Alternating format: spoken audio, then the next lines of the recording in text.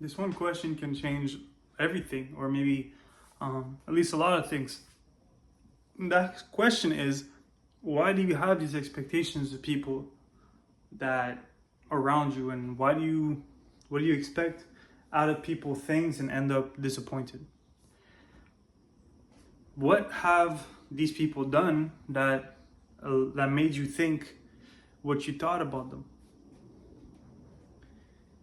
And since, or if you don't have sort of clues or things that brought you to this conclusion, then what was it? Is it because you are, are a certain way, that you're built a certain way, and you project that onto people? Is it because you expect people to be like you are? Is it because you would wishfully like for them to be like you're thinking about them to be? And how many times you're gonna repeat that cycle? How many times you're gonna go through the same thing and not start to ask yourself, well, I gotta reevaluate the way in which I approach people. This idea of people that I have has to be sort of looked at a little more, because it doesn't seem to serve me right now. And so the question is just, what can you expect from people? And I guess the answer to that is, well, what have they shown you up to this point to be? And out of that, why do you expect something else?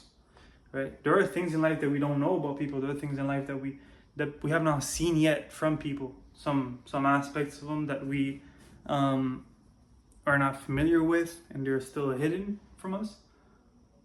But it remains that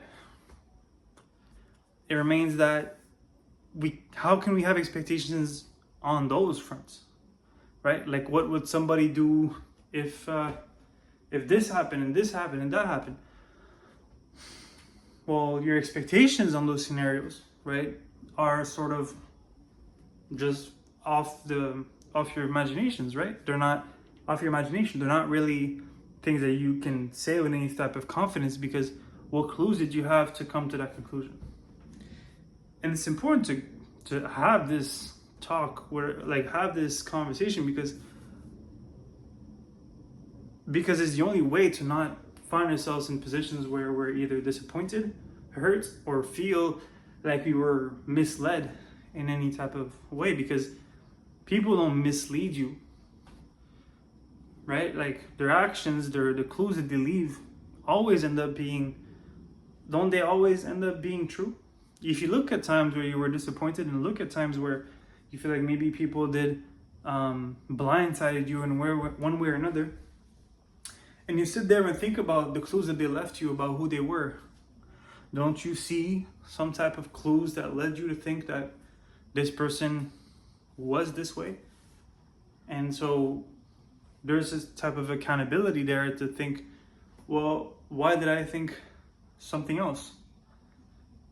Is that fair of me to, is that responsible of me to not have counted those clues as part of my expectations, a part of my perception of who this person is or was? Isn't that something that I should start taking into account? And when somebody new comes around,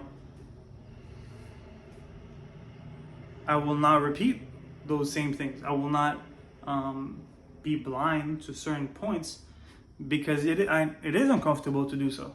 It is a step out of the comfort zone. But truth is, it's not comfortable. Truth doesn't really care about what your comfort is. It just is what it is. And the same thing comes with people.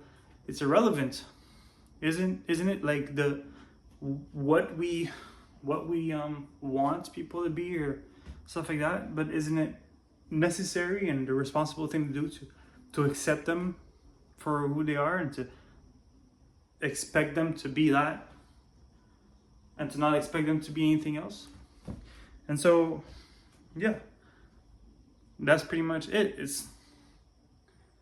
These are questions that, I think are necessary, and in a lot of cases can save us from really finding ourselves in positions that we don't want to be in. And yeah, that's it.